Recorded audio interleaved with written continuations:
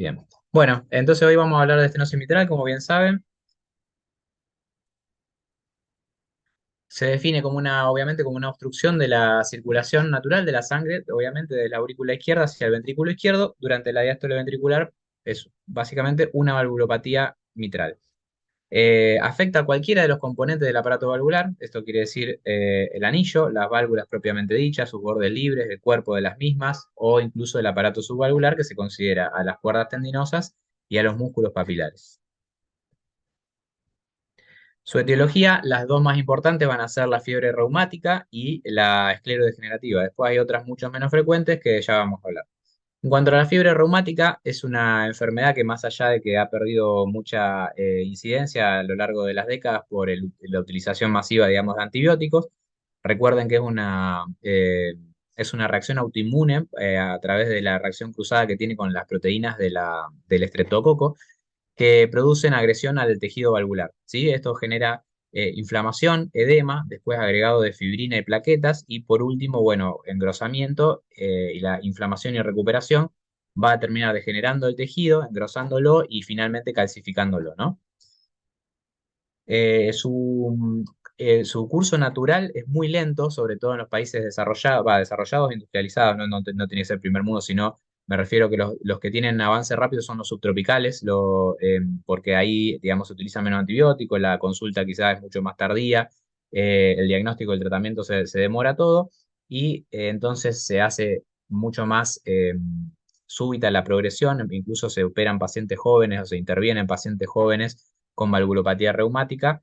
También se cree que tiene que ver con episodios de infección y reinfección, o sea, el hecho de que la válvula se inflame, se recupere sucesivas veces a lo largo de la juventud, hace que la progresión sea muchísimo más rápida. Incluso puede haber estenosis severas en pacientes jóvenes.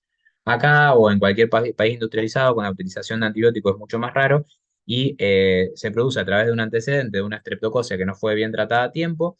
El paciente se mantiene, desde el punto de vista obviamente valvular, asintomático y incluso sin ningún tipo de signo durante hasta 20 años, y después ya empiezan los cambios valvulares. Una vez que empiezan los cambios valvulares y se pueden detectar en un ecocardiograma, también hay una progresión de la enfermedad muy lenta en la que la estenosis severa recién se va a ver incluso hasta 10 a 15 años más tarde de que empezaron los cambios degenerativos. Entonces es una enfermedad que se ve principalmente en la gente mayor, en los ancianos, ¿sí? Solamente en el 25% de los casos la estenosis es pura, generalmente está acompañado de aunque sea algún grado de insuficiencia, ¿sí? El 80% de los afectados son mujeres, esto no se sabe bien por qué, y el lugar de afección dentro de la válvula, el más común, es el comisural. Habrán escuchado de la fusión comisural de la enfermedad valvular reumática. Quiere decir que se van pegoteando y calcificando la unión, digamos, en la parte más anular, más periférica, se van fusionando y calcificando. Entonces va haciendo que esa apertura valvular sea más circular y más céntrica, ¿sí? Más central. Ahora lo vamos a ver en las imágenes. Después le siguen las cúspides, o sea, los bordes libres, lo que llamamos en ecocardiografía el tip valvular, el lugar de la coaptación, del cierre. Ahí se produce engrosamiento más que fusión, obviamente no se queda pegada a los bordes, sino de que se engruesan y hacen de que el cierre sea imperfecto y la apertura también. El 10% ya de la afectación es de descordal, en que ese tejido se va acortando y fusionando, se pueden fusionar varias cuerdas juntas incluso, y la mayoría de las veces es combinada, ¿sí? Pero principalmente la afección va a ser comisural y los bordes libres en predominio. Bueno, ya hablamos de la progresión lenta. Después la otra etiología que le continúa es la esclerodegenerativa. Esto es en pacientes añosos simplemente por calcificación y envejecimiento de la válvula. Generalmente empieza a partir del anillo y va avanzando hacia el cuerpo de la válvula, pero rara vez llega a ser una estenosis severa. ¿Sí? Puede generar más frecuentemente insuficiencias mitrales que tampoco muy severas, pero sí más importante que la estenosis. La estenosis moderada o severa esclerodegenerativa es rara de ver. Por eso la estenosis mitral, ya que la reumática bajó mucho su incidencia y la esclerodegenerativa no es tan frecuente, no se ve muy seguido. Ustedes habrán notado que vemos muchísima estenosis aórtica y poca estenosis mitral. Bueno, otras etiologías son la congénita, obviamente estos son defectos de nacimiento de la válvula, la carcinoide por afectación directa del tejido, el lupus eritematoso, eso hace poco vi por primera vez uno, lo había visto siempre en los libros, pero vi una paciente joven que tenía la famosa endocarditis de Lippmann-Sachs, la habrán escuchado, le sonará. que afecta directamente al tejido fibroso de la válvula y genera un endurecimiento y engrosamiento de la válvula. Generalmente afecta a la válvula posterior. La artritis reumatoide, también, agresión autoinmune a la válvula. Mucopolisacaridosis, mucho menos común, una enfermedad de Fabry que afecta principalmente al tejido miocárdico, pero también puede afectar a la válvula. Y la amiloidosis también, rara vez afecta, digamos, en realidad afecta mucho la válvula aórtica, se ven estenosis aórtica en el paciente con amiloidosis, rara vez con una estenosis mitral significativa. Recuerden que la apertura valvular mitral es mucho más grande, entonces la afectación de todo ese aparato valvular tiene que ser muy, muy grande para producir una estenosis significativa a nivel hemodinámico, ¿no? Bueno, ahí tenemos un poquito la gráfica de lo que es la afectación reumática. En la vista que tenemos acá de dibujo, digamos, abajo a la izquierda, tenemos la válvula normal mitral, ahí en la vista de lo que sería el cirujano, visto desde arriba, digamos, desde el techo de la aurícula. La valva anterior está hacia adelante y la valva posterior apuntando ahí hacia los grandes vasos. La apertura normal, como se ve normalmente, y al lado tenemos un caso de estenosis mitral. Bien, fíjense cómo esa apertura es más circular y se va haciendo más central por la fusión de las comisuras, ¿sí? Esa es la típica afección reumática. Acá como la vemos en ecocardiografía, abajo dibujado a mano lo que es un eje paraesternal largo y arriba la imagen ecocardiográfica. Esto es ustedes ven la flecha de mi mouse, ¿no? Sí. Esto es lo clásico, ¿sí? La apertura en domo de la válvula. ¿Qué quiere decir? De que se abre esto así de forma curva, como si fuese un domo, tanto la valva anterior, que es donde más se ve porque tiene un cuerpo más grande, pero la valva posterior también puede producirse. ¿Por qué se da esta apertura tan clásica? Porque la presión en la aurícula izquierda es muy grande y las comisuras, o sea, la parte más anular y los bordes libres son las más afectadas, quedando el cuerpo mucho más laxo. Entonces esa presión se traduce solamente en abombamiento de los cuerpos valvulares y no de los extremos como son la parte anular y comisural, ¿sí? Entonces, esta imagen nos hace sospechar fuertemente de que tiene una afectación reumática, ¿sí? Si nosotros vemos esto, casi sin duda podemos aseverar de que la afección es reumática. También la podemos ver en eje corto y que va a tener la apertura que llamamos enojo de pez. Esto es por ese mismo cierre, apertura, perdón, circular que tiene en el centro. Entonces parece la boca de un pescado vista de frente, como se abre y se cierra. Ahora después va a haber una imagen de eco de eso. Y ya pasamos a perdón, bueno, esto era nada más una ayuda para imaginárselo, ¿no? Ahora, en cuanto a la fisiopatología es muy fácil de razonarla, de pensarla nomás, no hace falta ni estudiarla que sale, ¿no? Se produce el engrosamiento y disminución del orificio de apertura mitral. Lo primero que se produce es un aumento de las presiones de llenado de la aurícula izquierda. Esto directamente produce agrandamiento de la aurícula. Obviamente eso predispone a la fibrilación auricular y a la formación de trombo, que es una de sus complicaciones más frecuentes e incluso más graves. El aumento de las presiones intraauriculares obviamente se traduce en un aumento de las presiones venocapilares pulmonares con edema, congestión y insuficiencia cardíaca manifiesta clínicamente. Eh, este aumento de las presiones también puede llevar a otras complicaciones como la hemoptisis, después ya lo vamos a ver todo eso. Si el proceso no se trata o avanza y a lo largo de los años continúa el aumento de las presiones, sobre todo si no tiene tratamiento farmacológico, generalmente degenera en una hipertensión pulmonar con el remodelado clásico de los vasos de la vasculatura pulmonar y posteriormente la afectación del ventrículo derecho con el hipertrofia del ventrículo derecho, agrandamiento de las cavidades, un cor pulmonar, ¿sí? Para que esto se produzca, todo ya tiene que aumentar, digamos, la presión de Wedge por encima de los 20 milímetros de mercurio. Cuando se rompe como ese punto, es cuando empiezan los síntomas, las manifestaciones de la vasculatura pulmonar y de las cavidades derechas. Si esto persiste con todo el proceso, digamos, crónico y aumento a través de los años de las presiones de las cámaras cardíacas, obviamente se va a traducir en insuficiencia cardíaca derecha con agrandamiento hepático, hipertensión portal, aumento de las presiones venosas y finalmente edemas periféricos sería como la manifestación final o ascitis incluso de una estenosis mitral grave a lo largo de los años, ¿no? Obviamente, mientras más estenosis, más presión, más síntomas y manifestaciones clínicas, ¿no? La sintomatología, obviamente, cuando aumentan, entonces dijimos, todo esto se produce cuando el área, ahora lo vamos a ver eso, pero el área de la válvula tiene que ser menor a 1,5 centímetros cuadrados para que empiecen a aumentarse significativamente o hemodinámicamente las presiones a nivel de todas las cámaras que hablamos, ¿no? Cuando ese área es menor a 1,5 y las presiones ya estamos entre 15 y 20 milímetros de mercurio, pueden empezar a aparecer los síntomas.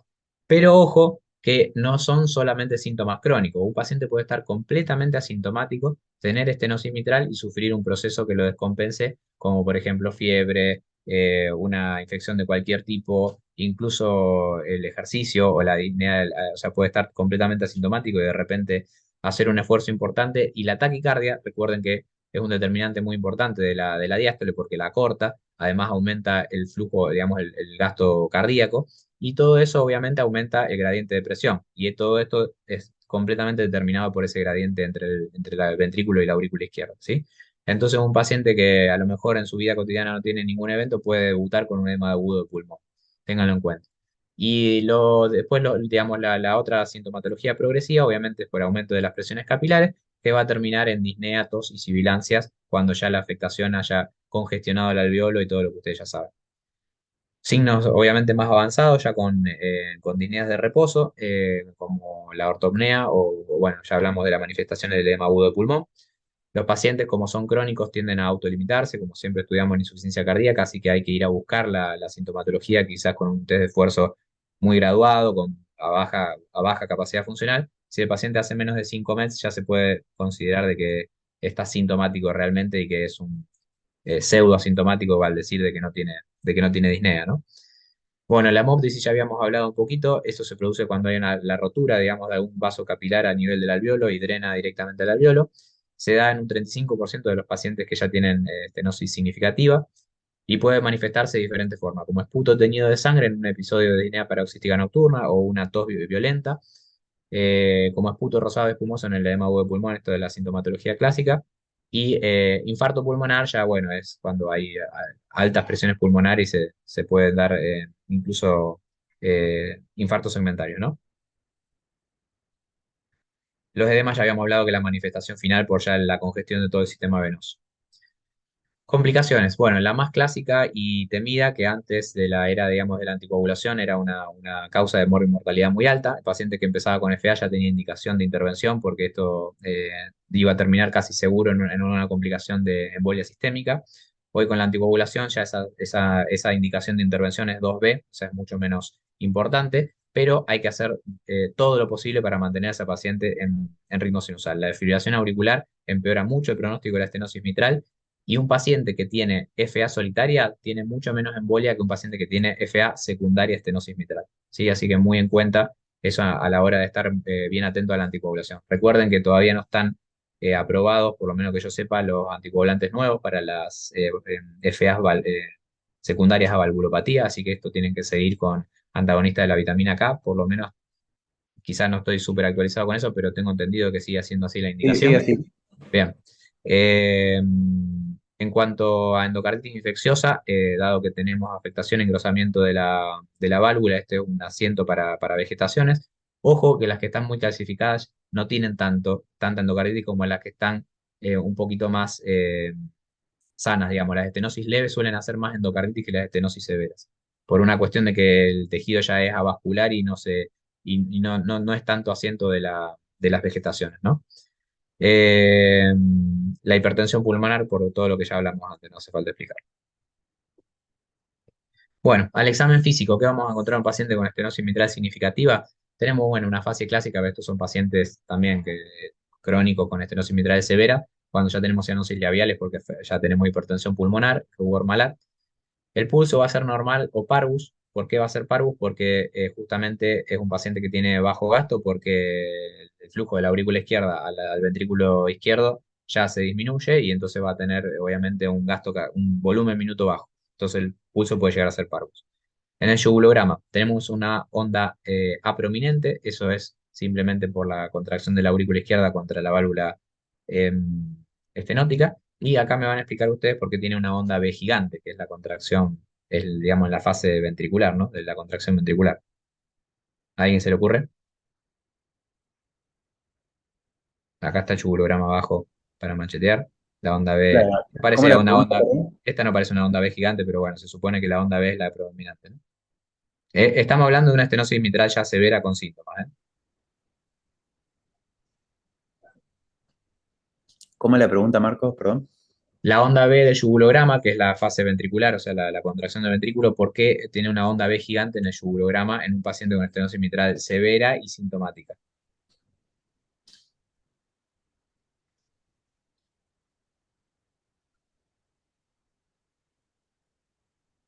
Sí, ojo que es la aurícula izquierda, o sea, obviamente va a generar un aumento de la onda A retrógradamente, pero nosotros estamos analizando la vena y esto es la aurícula izquierda. Entonces, ahí ya les di una pista. Este es es el ventrículo derecho que está con hipertensión pulmonar, seguramente va a tener una insuficiencia tricuspidia muy importante y de ahí se produce la onda B gigante. O sea, es la traducción del jet de regurgitación tricuspidia. ¿Sí? Nada, no somos grandes semiólogos en la cardiología moderna, pero está bueno cuando se encuentran pacientes así que tienen mucha manifestación clínica, está bueno ir, buscarlo, repasarlo, porque se ve. Si uno tiene una vena yugular de esas que se ven, que están visibles, mírenlo porque estas cosas a mí me las mostraba Carlos Crespo, que era un cardiólogo histórico ahí del italiano, y las ves, realmente había poquito paciente, pero cuando te las mostraba estaban clarísimas, está bueno.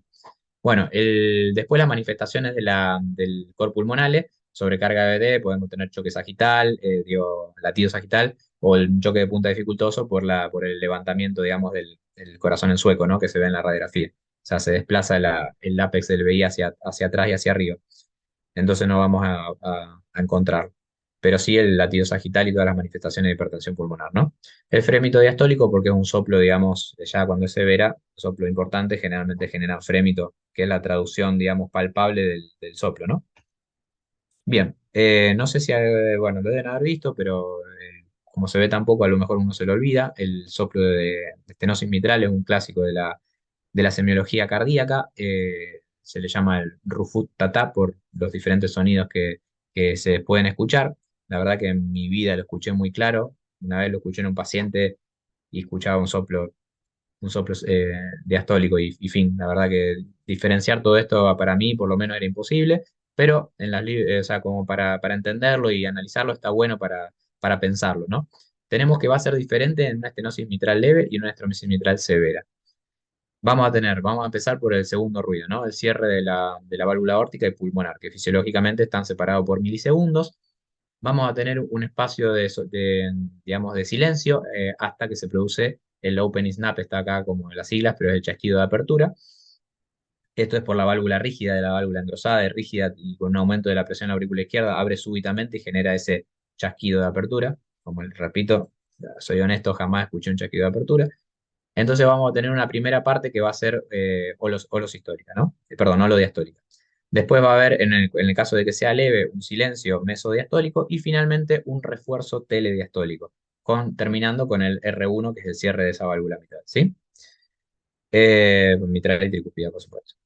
Obviamente si no tiene otra valvulopatía asociada, pero generalmente en la leve no va a tener nada, pero en la severa generalmente va a estar acompañada de regurgitación tricuspidia, así que acá generalmente vamos a tener un soplo, en esta parte que señalo acá con la flecha, vamos a tener un soplo de regurgitación tricuspidia, que va a ser la evaluación mucho más difícil, porque va a ser un soplo casi continuo, porque se me va la flecha, acá está. Bueno, entonces, ¿qué tenemos en la severa?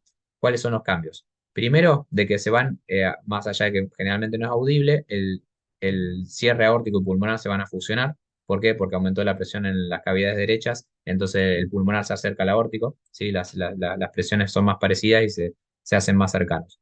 Después vamos a tener el chasquido de apertura igual que siempre. La primera parte va a ser muy similar, pero va a ser casi holodiastólico. Fíjense lo que antes acá había silencio, ya acá hay soplo y con el refuerzo holodiastólico que va a ser obviamente la contracción de la aurícula izquierda, ¿no? O sea, el aumento de la presión en la aurícula izquierda en la final de la diástole genera ese refuerzo holodiastólico. Y vamos a tener un cierre, digamos, más sonoro, ¿no? Por el endurecimiento de la válvula. Bien, seguimos. Tenía acá un audio, pero lo perdí, así que no está más. En un electro, ya estos con manifestaciones también de cor pulmonales, tenemos agrandamiento vía auricular, una onda P ancha y alta, o sea, agrandamiento de aurícula derecha y aurícula izquierda. Acá también se ve muy bien una onda intrinsecoide ancha y también de caída pronunciada, que eso es de la aurícula derecha, con sobrecarga de ventrículo derecho, R alta en B1 con S profunda en B6, ¿sí? sea, manifestaciones básicamente más que nada de core pulmonar y sobrecarga auricular izquierda, ese sería lo clásico. En las más moderadas, obviamente vamos a tener la sobrecarga auricular izquierda sin las manifestaciones derechas. Radiografía de tórax. Bueno, en la de frente acá vamos a ver un agrandamiento de la aurícula izquierda. Vemos acá, si ven los bronquiofuentes, vamos a ver que el bronquiofuente izquierdo está elevado por la sobrecarga de la aurícula izquierda. También tenemos un pedacito del arco auricular izquierdo en la parte, en la silueta derecha. La sobrecarga de la aurícula derecha como un arco de aurícula derecha prominente acá en el, digamos, paraesternal sería derecho. En este me parece que no se ve mucho, quizá acá puede ser que haya no sé si se ve el cuarto arco, o sea, del aumento de la presión en la arteria pulmonar, que se ve como esa silueta, ese arco adicional en la parte izquierda.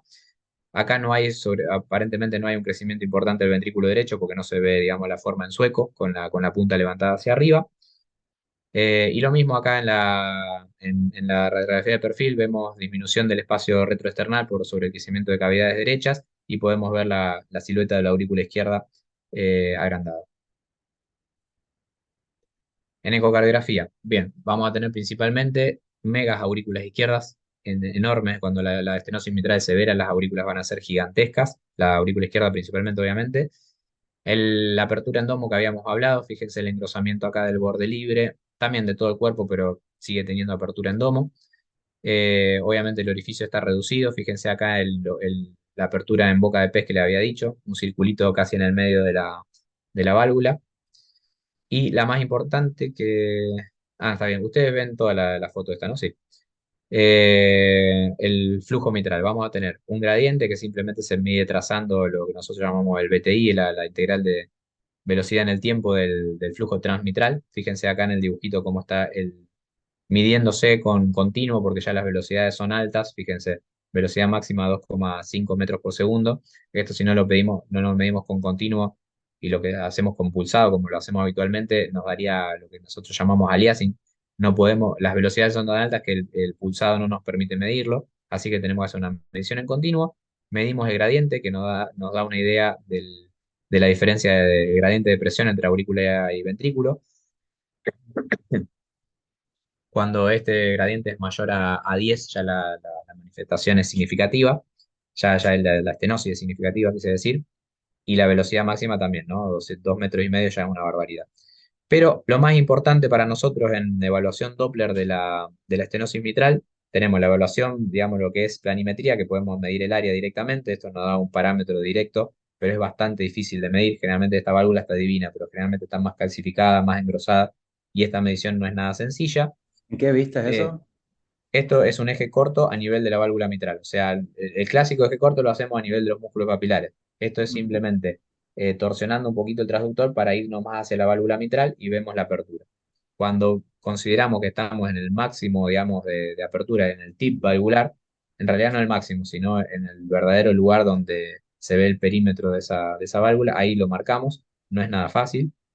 Y como les decía, la evaluación más importante es por gradiente y más importante aún es el tiempo de mi presión. Esta es una fórmula matemática que nos permite, a través de esta pendiente, mientras más horizontal sea esa pendiente, más severa es la estenosis. Piensen por qué. Esto es un flujo de entrada, es la onda E, ¿se acuerdan? El llenado rápido.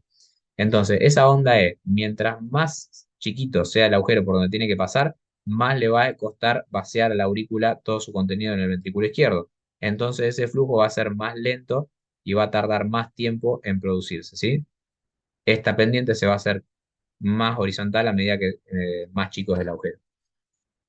Entonces, a través de una fórmula matemática, simplemente por esta pendiente, por una cuestión de trigonometría, podemos calcular el área directamente de la válvula. Se hace una división, 220 dividido esa pendiente y nos da el área valvular que acá está, mitral valve area by PHT, o sea, pressure half time, 1,3 centímetros cuadrados. ¿Sí? O sea que esta ya es, hoy en día se le dan, antes era igual que la aórtica, era menos de 1,5 moderada, menos de 1 centímetro severa, centímetros cuadrados. Ahora ya se considera solamente el punto de corte de 1,5 centímetros cuadrados. Eso separa las aguas, estenosis no significativa y estenosis significativa. No se habla mucho de ni de moderada ni severa. Es 1,5 el momento en que empiezan a producirse cambios hemodinámicos, ¿sí? Entonces esta ya sería significativa. Por gradiente ni hablar. Gradiente, fíjense, acá el gradiente medio de 12, ¿sí? Mayor a, antes se consideraba más de 5 leve y más de 10 severo. Entonces ya tenía 13 milímetros de mercurio de gradiente medio, es severísimo. Entonces, después, una vez que terminemos de hacer la evaluación Doppler y bidimensional, vamos a hacer, si en caso de que sea severa, si no, no lo hacemos, un score de Wilkins. Esto va a servir después para tomar decisiones terapéuticas, ¿sí? Ya lo vamos a ver. El score de Wilkins no me importa que sepan todo lo que cómo se gradúa, sino qué es lo que evaluamos. Vamos a evaluar la movilidad de la válvula, a ver si está restringida o es móvil, el engrosamiento subvalvular, el engrosamiento de la válvula propiamente dicho y el grado de calcificación a nivel de toda la válvula, ¿sí? Aparato subvalvular y valvular propiamente dicho. Le vamos a asignar un punto por cada uno de, digamos, del grado de afectación. Esto es muy subjetivo. Está demostrado de que no nos ponemos de acuerdo los ecocardiografistas en qué valor le damos a cada uno de estos puntos, pero sí nos ponemos de acuerdo en el score final. Es como más una cuestión subjetiva, tiene un score alto, bajo, que realmente el puntaje. No tenemos buena concordancia cuando lo comparamos, pero el score al fin y al cabo nos da muy similar. Y lo importante es si es menor o mayor a 8. O sea, esto suma 16 puntos en total, un mínimo de 4 porque se le asigna un punto a lo mínimo, digamos, de afectación. De 4 a 16, cuando supera los 8 la cosa es más problemática. ¿Por qué? Porque está muy afectada la válvula y es más difícil hacer una intervención por balón, que es eh, digamos, la metodología elegida para tratar estas válvulas cuando son sintomáticas. Esta es la última guía de valvulopatías que divide la estenosis mitral en, como hacemos con todo, en estadios, ¿no? O estadios, mejor dicho. En estadios A, B, C y D. ¿Cómo lo hacemos? A través de anatomía valvular por ecocardiografía, valores hemodinámicos, también en general los tomamos por ecocardiografía, consecuencias hemodinámicas y síntomas. Entonces, el estadio A, como igual que la insuficiencia cardíaca, en riesgo de estenosis mitral, afectación valvular muy leve, sin aumento de gradientes hemodinámicos, sin aumento de presión pulmonar, sin aumento de gradiente transmitral, sin consecuencias hemodinámicas y obviamente asintomática. La estenosis mitral progresiva que la define entonces como cambios ya más evidentes en la ecocardiografía y un área planimétrica ya menor que lo que habíamos hablado. Perdón, esta todavía es mayor a 1,5, o sea, todavía no es significativa. Por lo tanto, va a tener un tiempo de impresión también bajo, o sea, va a ser bastante empinada esa pendiente que hablamos de la válvula, de la onda E. Pero ya va a haber cierto grado de aumento de las velocidades de flujo mitral, ¿sí? O sea, vamos a ver un patrón normal, EA, con una pendiente normal, pero de velocidad un poquito más elevada, con gradiente conservado. Vamos a tener ya un cierto grado de afectación de la aurícula izquierda, no va a ser severa, pero ya vamos a ver algún grado de dilatación, sin alteraciones de la presión pulmonar y obviamente todavía asintomática. Ahora pasamos a la severa, que por ecocardiografía y por cuestiones hemodinámicas severa, pero todavía el paciente está asintomático. Va a haber muchos cambios como fusión de comisuras, engrosamiento valvular, apertura en domo. La planimetría va a ser menor a 1,5 centímetros cuadrados. Acá sí ya el gradiente de mi presión va a ser mayor a 150 milisegundos, que es cuando se considera que ya es significativo. Tenemos un agrandamiento auricular importante y esto entre pinzas porque puede no tener aumento de la presión pulmonar mayor a 50 milímetros de mercurio. Me parece que esto ya digamos, si tienen presión pulmonar y está asintomático, seguro que es un pseudo asintomático, ¿sí? Porque si ya tenemos aumento de la presión pulmonar, no tener disnea es raro, no tiene sentido, por lo menos en ejercicio. Bueno, porque esto es medido en reposo, no es con ecoestrés, digamos. Entonces, si vos tenés en reposo 50 milímetros, seguro que en ejercicio te sube a 60, 70. Uy, perdón. Entonces, el estadio D, que ya es el severo sintomático, lo mismo, lo único que cambia es que tiene tolerancia baja al ejercicio o disnea de esfuerzo. Está bien. Bueno, el tratamiento, medidas generales. En la reumática, obviamente, la profilaxis con penicilina, tratar de evitar la fiebre reumática. La estenosis mitral severa, obviamente, contraindicar el ejercicio intenso. Recuerden que puede estar el paciente totalmente asintomático, pero si la válvula está severa, no producir aumentos fuertes de la frecuencia cardíaca. Y si el paciente todavía se quiere ejercitar y quiere hacer ejercicio moderado, está bien, pero lo tiene que hacer bajo tratamiento beta bloqueante importante, todo la máxima dosis que tolere, para que la frecuencia no suba o suba lo menos posible durante el esfuerzo. Los calcio antagonistas vieron que para esfuerzo por ahí no sirven tanto, pero también se pueden usar en la terapia combinada. Diuréticos, obviamente, en caso de que haya signos congestivos, y una dieta hiposódica fundamental. Mantener a toda costa el ritmo sinusal, ya lo habíamos hablado, esto es clave porque el pronóstico empeora mucho cuando ya entramos en FA. Obviamente, si entra en FA, tratar de revertirla todas las veces que sea posible. Ya, obviamente, si la aurícula está muy severamente dilatada y la estenosis es severa, ya una ablación debe ser muy dificultosa, pero bueno, siempre interconsultar con un electrofisio. Anticoagulantes, por supuesto, en la fibrilación auricular. Recuerden lo que dijimos de que todavía no está aprobada para los nuevos anticoagulantes, nuevos, los NOA, y evitar la embolia sistémica a través de la anticoagulación. El seguimiento tiene que ser con ecodoppler. Generalmente cuando la estenosis es moderada se hace un eco anual o cada 2 años, y ni hablar si llegan a aparecer síntomas, ir viendo las presiones pulmonares, cuando si aumenta el gradiente, para ver si se puede hacer una intervención antes de que aparezcan los síntomas. En lugares, digamos, con experiencia en eso y que el paciente esté en buenas condiciones, se puede después, vamos a ver en las indicaciones, optar por una intervención antes de que aparezcan los síntomas. Cuando aparecen los síntomas, ya el pronóstico es terrible. O sea, un paciente con estenosis severa, sintomático, sin tratamiento, tiene una mortalidad eh, del 40%, me parece, solamente sobreviven el 40%, me parece que al año. No, no me acuerdo bien el porcentaje, pero estaba por ahí. Bien, entonces, esta pirámide, para ejemplificar cómo es la intervención que tenemos para la estenosis mitral, tenemos que tratar de evitar el reemplazo valvular, que es eh, cuando ya digamos, las cosas no se pueden hacer de otra manera, pero esta es obviamente la que peor morbo y mortalidad tiene como tratamiento, ¿no? Siempre hay que, dentro de lo posible, tratar de hacerlo a través de la valvuloplastia con balón, porque tiene una excelente sobrevida libre de síntomas, perdón. Y en caso de que no se pueda, se puede optar por la cirugía, pero la plástica, ¿sí? La valvulotomía quirúrgica, el debridamiento, digamos, de la válvula a través sin el reemplazo, ¿no? De la válvula nativa. Entonces, ¿cómo es la valvulotomía con balón? Es un procedimiento que en esos pacientes que habíamos seleccionado a través de ecocardiografía, que eran severos sintomáticos y que tenían un score de Wilkie menor a 8, o sea, la válvula era todavía un poco móvil, no estaba tan calcificada, y tenía bajo nivel de afectación de las diferentes partes, subvalvular y valvular. También tiene que tener otras características, que tiene que tener una insuficiencia mitral menos que moderada. O sea, solamente insuficiencia leve se considera viable para valvulotomía.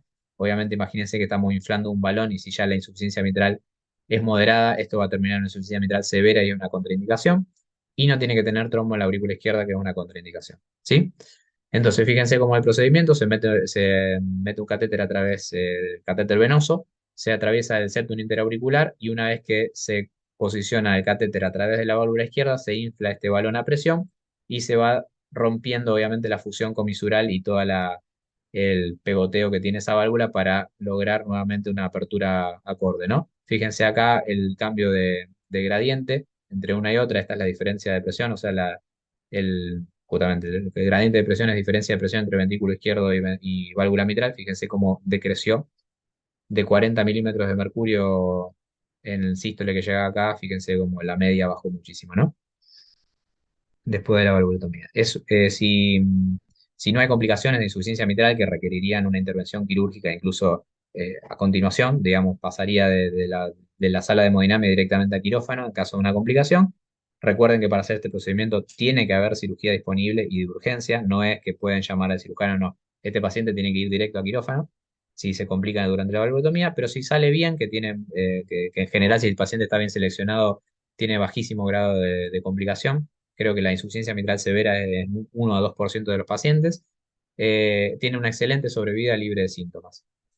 Bien, el tratamiento quirúrgico en caso de que ese score de Wilkin, o sea, que el paciente no sea por mortalidad quirúrgica o por la anatomía valvular o porque tenga insuficiencia mitral moderada o severa, tenemos diferentes formas de tratamiento. La valvulotomía cerrada es un tratamiento en desuso, es un procedimiento, la ventaja que tenía, que era sin bomba y se hacía a través de un dispositivo que se perforaba el ventrículo izquierdo y una jareta ahí en la aurícula izquierda. El cirujano metía el dedo y trabajaba con el dispositivo debridando acá la válvula mitral. Esto aparentemente no da buenos resultados, se dejó de usar. Y de lo que se hace habitualmente hoy en día es la valvulotomía abierta, o sea, se abre el techo de la aurícula izquierda y se trabaja tranquilamente sobre la válvula mitral. Me parece que es bastante a mano, se va abriendo con los dedos, digamos, la válvula mitral, despegando todos los pegotes de las comisuras y tratando de sacar las calcificaciones importantes que pueda tener. Estoy hablando de oído, no tengo ni idea, nunca vi una. Eh, es un procedimiento con bomba. Bueno, se hace la incisión ahí con bisturí y después se termina separando con la mano. Es el debridamiento, ya lo hablamos, del calcio, la separación de las cuerdas, todo un, un trabajo muy artesanal, digamos, de la válvula. Obviamente se preserva la válvula y se repara la insuficiencia mitral en caso de que sea viable, ¿no? Recuerden que muchas veces está la indicación que tenga insuficiencia mitral, así que hay que trabajar tanto en la estenosis como en la insuficiencia. Tiene una muy baja mortalidad y una sobrevida de 80% de los pacientes a los 10 años. O sea, excelente, ¿no? El tema es la mortalidad intraoperatoria, que tampoco está nada. Y el reemplazo, esta sí ya tiene una mortalidad operatoria del 6%, altísimo, o sea que es un paciente que no le queda otra, solo cuando no es factible la valvulotomía y la calcificación es extensa o hay insuficiencia mitral, todo lo que ya habíamos hablado. Finalmente, el cuadro, digamos, de tratamiento de la guía, tenemos que podemos tener una estenosis mitral que no sea severa, o sea, con un área por planimetría o por ecodoppler calculada mayor a 1,5 centímetros cuadrados, en que el paciente tenga, por ejemplo, o sea, no deberíamos tener que hacer nada porque todavía la válvula no es severa, pero nos cuenta síntomas de ejercicio. Entonces tenemos que pensar que a lo mejor esa es una válvula mitral que esconde un poco más de severidad de la que fue posible medir o a lo mejor fue un error de medición. Entonces podemos repetir los estudios o hacerle un ecoestrés o hacerle un estudio por hemodinamia si la ventana era muy mala para desenmascarar a lo mejor lo que era una válvula más severa. O lo que puede también aparecer es que simplemente esa válvula sea moderada, pero a ese paciente le aumenta mucho la presión pulmonar durante el esfuerzo. Lo podemos hacer en un ecoestrés. Medimos si esa presión pulmonar supera los 60 milímetros de mercurio durante el esfuerzo o el gradiente transmitral aumenta en el esfuerzo más de 10 milímetros de mercurio. Es una válvula, es un paciente que va a tener otro pronóstico que aquel que no tenga estos cambios. Entonces, se puede optar en un centro de alta complejidad por hacer una valvulotomía temprana. Siempre y cuando, como siempre, no haya coágulo en la aurícula izquierda y la insuficiencia mitral no sea severa. En caso de la que la estenosis mitral no queda duda de que es severa, tenemos al paciente C o D, de acuerdo si es sintomático o asintomático. Vamos primero con el asintomático. Si la válvula no tiene, si no hay coágulo en la aurícula izquierda y no hay insuficiencia mitral importante, vamos a evaluar también que no tenga en reposo más de 50 milímetros de mercurio de presión pulmonar o la aparición de una fibrilación auricular que no podamos volver a ritmo sinusal. Entonces ahí vamos a tener indicación 2A en el caso de lo de la presión pulmonar y 2B para el caso de fibrilación auricular nueva. Siempre aclara la guía en centros de alto volumen y que tengan mucha experiencia en el tema, ¿no? Porque tratar a un paciente asintomático en un procedimiento en el cual no se tiene mucha experiencia siempre es un riesgo, no hay que hacerlo. Bueno, entonces el paciente que no hay duda de que es severo sintomático. Si la anatomía es correcta y no hay coágulo y no hay insuficiencia mitral, entonces la indicación 1A es como hablamos, la valvulotomía con balón. Si hay alguna contraindicación y los síntomas son muy significativos, clase funcional 3-4, y es candidato quirúrgico, o sea, no tiene alto riesgo quirúrgico, entonces la valvulotomía, la valvuloplastia, digamos, quirúrgica. En el caso de que no, ahí ya tenemos el recambio valvular, que es una indicación 2B. O sea que el recambio valvular realmente no hay que indicarlo salvo de que sea la última opción. Fíjese que incluso en todo esto, que no hay otra, ya no hay otra clase funcional 3-4. Bueno, esto pues lo dice porque no es candidato quirúrgico, ¿no? Pero en que se refiere a candidato quirúrgico para mí, no es candidato para la valvuloplastia. Pero bueno, el reemplazo valvular es una. A ver, espera, que se me mete lo de. ¿Cómo se llama lo de Zoom y no me deja ver el cuadro? Perdón, lo estaba diciendo mal. Es la cirugía, sea la que sea indicada. El recambio valvular o la valvuloplastia, digamos, quirúrgica, es 2B cuando no es candidato quirúrgico. Estaba diciéndolo mal. La elección entre reemplazo valvular y valvuloplastia es siempre por la anatomía o por la insuficiencia mitral. ¿Está? Perdón, disculpen, me había confundido. Bueno, eso es todo. No sé si tienen alguna duda. Creo que estamos muy bien con el horario. Sí, perfecto. Marco, ¿y vos en tu experiencia has visto pacientes que se han hecho valvuloplastia con balón? Creo que una sola vez vi en el italiano cuando era residente. La verdad que después no. no vi más, ya se les digo, eso también, el tema de la experiencia es difícil porque cada vez se hace menos, entonces solamente en los lugares de muchísimo volumen tienen experiencia. De todas maneras, por lo que me habían dicho los hemodinamistas, es bastante sencillo, un procedimiento bastante fácil, digamos, técnicamente, ¿no?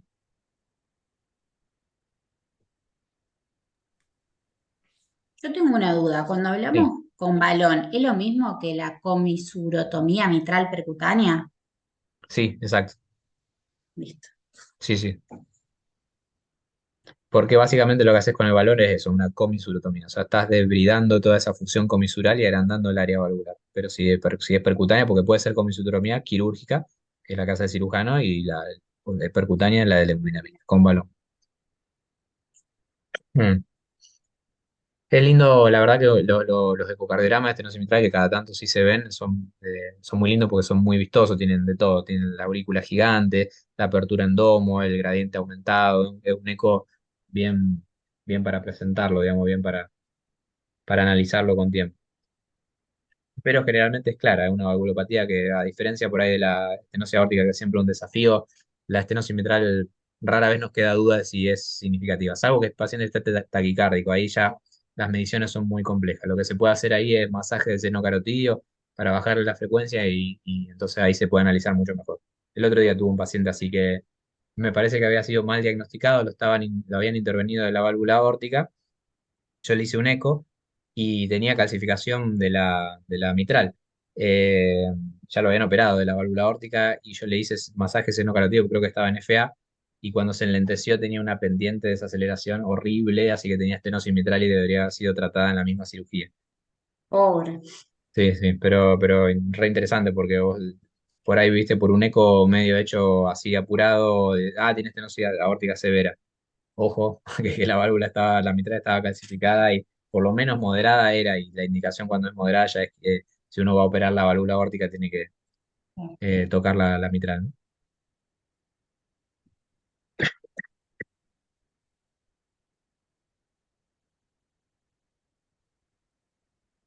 Sí.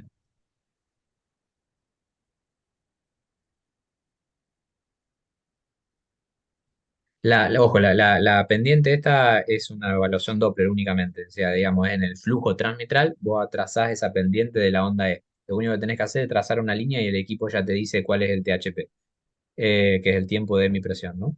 Es básica, no siempre que lo digo me parece que me equivoco, pero es es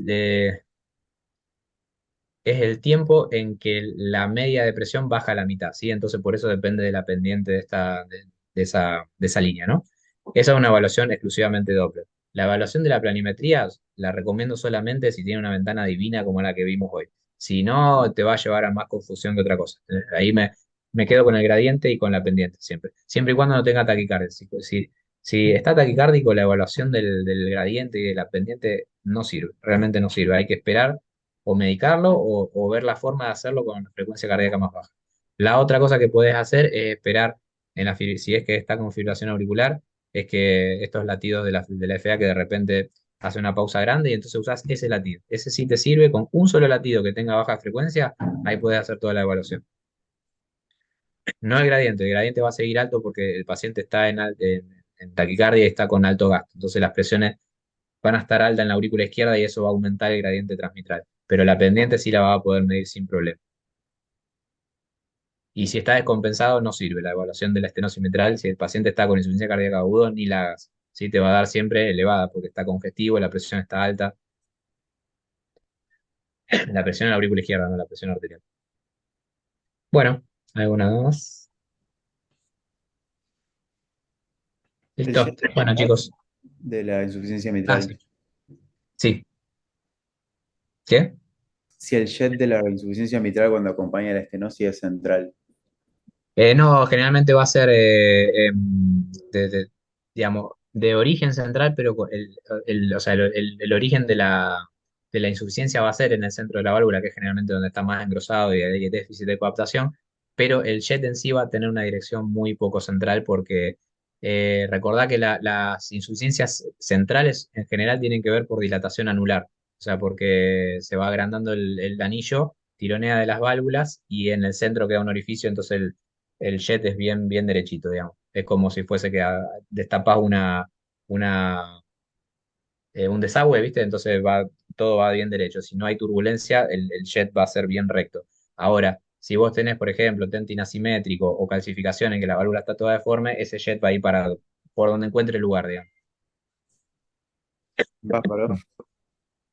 Muy bueno, gracias. Bueno, chao chicos.